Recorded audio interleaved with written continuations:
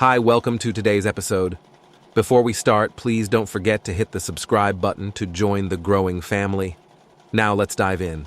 The US dollar is considered the powerhouse among the world's currencies because it's the money that's most traded on the global stage by a wide margin and is often used as a yardstick for comparing currencies. The greenback may not be the world's strongest currency. Those bragging rights go to Kuwait's dinar, although it's up there near the top among the 180 or so traditional fiat currencies recognized as legal tender around the world. A fiat currency is money that isn't tied to the worth of a physical commodity like gold or silver. At the opposite end of the scale are the world's least valuable or weakest currencies, which trade at tiny fractions of a dollar. You will need tens of thousands of units of foreign money to get just $1. A weak economy will often dictate a weak currency, but mostly a weak currency is due to the fact that the currency in question is not in demand. The majority of currencies are floating, meaning their value moves around in response to supply and demand factors. But some currencies are pegged, meaning their value against another currency, like the dollar, holds steady at an agreed-upon rate. Exchange rates affect the cost of goods and services from one country to another. We've identified the top 15 weakest currencies in the world based on their relative value against the US dollar. Number 15 is Sao Tome and Principe Dobra.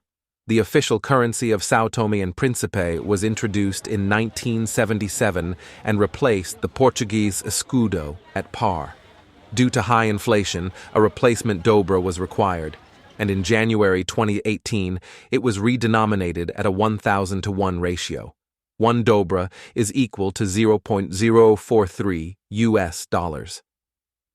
The island nation has since made a fair recovery, but is still limited by scarce resources and poverty in certain areas, keeping the dobra low.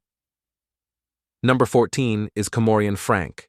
It is the official currency of Comoros and has a population of almost 930,000. Comoros has one of the poorest and smallest economies in the world. The island's workforce has a low level of education, and there are not enough natural resources. The Comorian franc is pegged to the euro. GDP growth was just 1.9% in 2004 and has continued to decline, and Comoros heavily relies on foreign grants and exports, making the Comorian franc a fragile and weak currency. Number 13 is Congolese franc. It is used both in the Democratic Republic of Congo and the Republic of the Congo and has an exchange rate of approximately 1,750 Congolese franc per US dollar. The economy of the Democratic Republic of the Congo has been declining since the 1980s and has caused the value of the franc to fall rapidly. The conflicts of the First and Second Congo Wars put a serious halt on the country's economic development, putting the DRC extremely low on the UN Human Development Index. Stagnation in economic development due to corruption is a problem in the DRC, which severely inhibits foreign investment and interest in the currency. At number 12 is Burundian franc. It is the official currency of Burundi. It has an exchange rate of approximately 1,900 Burundian franc per US dollar. The landlocked country of Burundi is kept behind economically due to the fact that it is almost entirely agricultural, with barely any industrialization. Food production is strong in the country, but civil unrest and overpopulation have contributed in recent years to a contraction of the subsistence economy by 25%.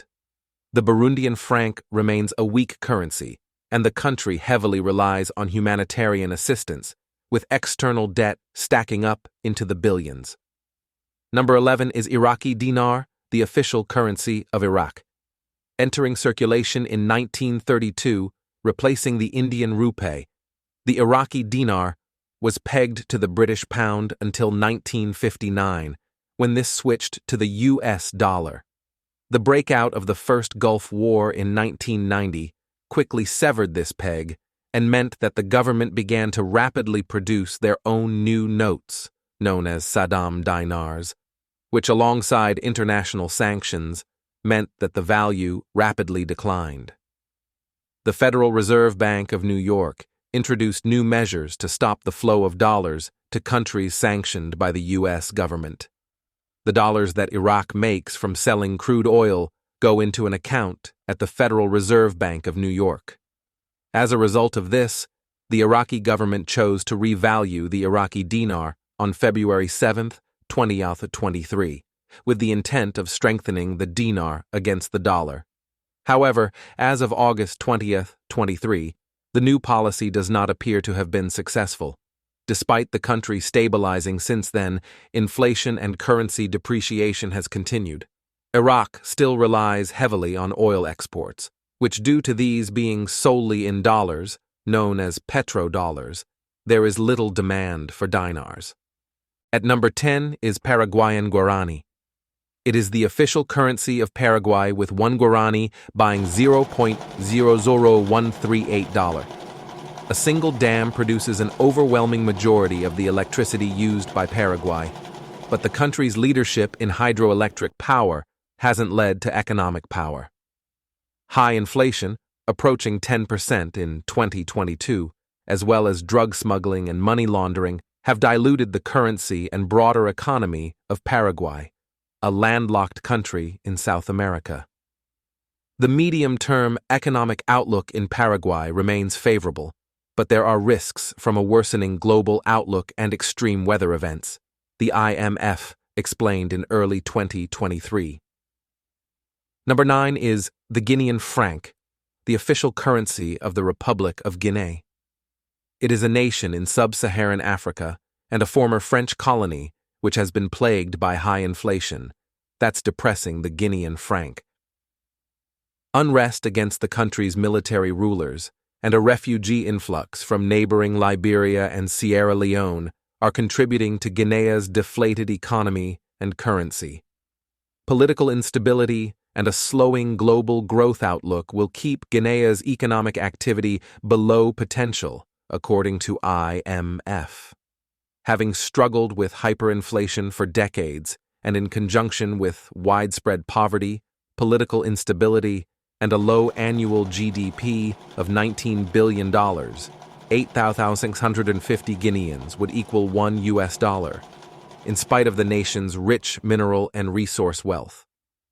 Number 8 is the Uzbekistani, the official currency of Uzbekistan, with $1 equaling 11,420 Uzbekistani some.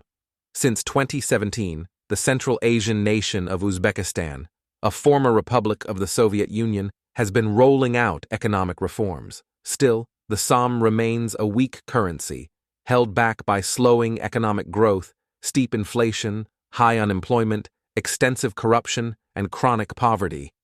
Uzbekistan continued to use the Russian ruble for a few years after the collapse of the Soviet Union, but after the ruble was updated in 1992, Uzbekistan made the decision to introduce its own currency. While the Uzbekistani economy has demonstrated resilience to the spillovers from the war in Ukraine and sanctions against Russia, significant uncertainty exists with regard to the evolution of these risks, the Fitch Ratings agency has said. Number 7 is the Laotian kip, the official currency of Laos. Just west of Vietnam, Laos and its kip have been hit by sluggish economic growth and crushing foreign debt obligations. Inflation, including higher prices for oil and other global commodities, has been worsened by declines in the kip and, in turn, is helping push the currency even lower. In circulation since 1952, the Laos kip value has fluctuated over time, but as of 2022, it remains in the top 10 cheapest currencies. Currently, $1 equals about 17,335 kips, making it one of Southeast Asia's weakest monetary units. Number 6 is Lebanese Pound, the official currency of Lebanon, with 1 pound buying $0.0067. In March 2023, the Lebanese Pound sank to a record low against the US dollar. The currency has been turning in a woeful performance against a backdrop of a deeply depressed economy, historically high unemployment, an ongoing banking crisis, political chaos, and eye-popping inflation. Prices soared an estimated 171% in 2022.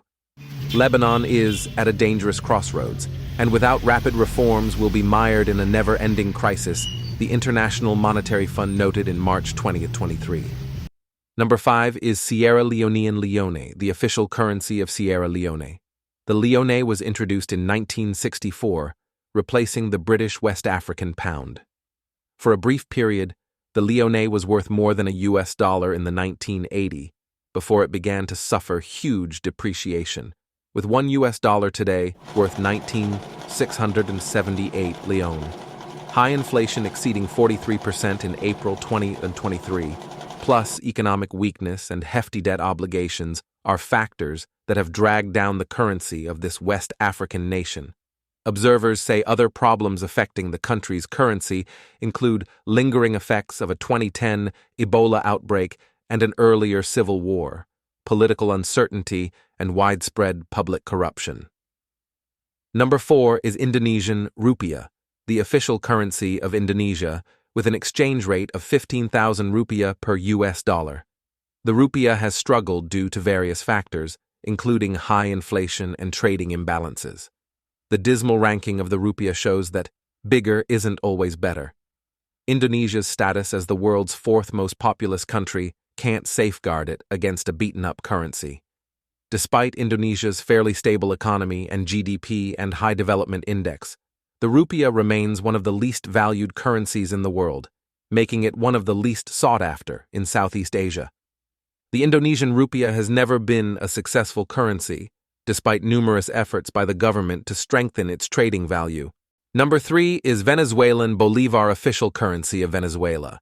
Following years of political instability, economic mismanagement, and high inflation, the Venezuelan Bolivar is one of the cheapest currencies in Latin America. Today, $1 equals about 1,653,040 bolivars and hyperinflation. Following the protracted political crises involving the presidency has only made things more difficult for Venezuelans. Ironically, the bolivar was once considered one of the most stable currencies in the region until inflationary problems arose in the 1980s. Though still one of the major oil producers of the world and with a GDP of $82 billion, Venezuela's economic woes seem to only be getting worse before getting better. In 2021, the government removed additional zeros from the currency, so $1 equals about 1653 bolivars. Number 2 is Vietnamese Dong, official currency of Vietnam, with $1 per 23,405 Vietnamese Dong. After the reunification of Vietnam, the Northern Dong and Southern Dong were unified to create a single currency in May 1978.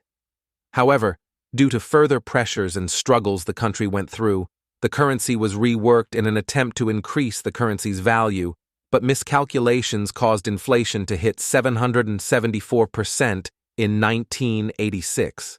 The currency has since stabilized, but the shocks of this economic downturn are still felt. Vietnam's currency has been undermined by a bad real estate market, restrictions on foreign investment, and a recent slowdown in export activity. Despite any shortcomings, the World Bank says Vietnam has been transforming from one of the poorest in the world into a lower middle-income country. Vietnam now is one of the most dynamic emerging countries in the East Asia region. And finally, at number 1 is Iranian Real, the official currency of Iran. It is the weakest currency in the world, with $1 equaling 42,300 Iranian Reals. Iran's currency has been squeezed by economic sanctions, including those the U.S. reimposed in 2018 and others the European Union has repeatedly imposed. Political unrest and an annual inflation rate that has been topping 40% are additional factors contributing to currency and economic weakness in Iran. The Islamic Revolution of 1979 caused a rapid decline in the value of the Iranian Real due to the huge amount of capital flight from the country. Estimates are that around $30 to $40 billion left the country during the revolution.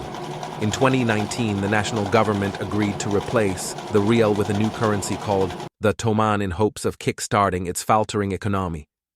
Risks to Iran's economic outlook remain significant. the World Bank concludes. Thanks for watching and see you again in our next episode.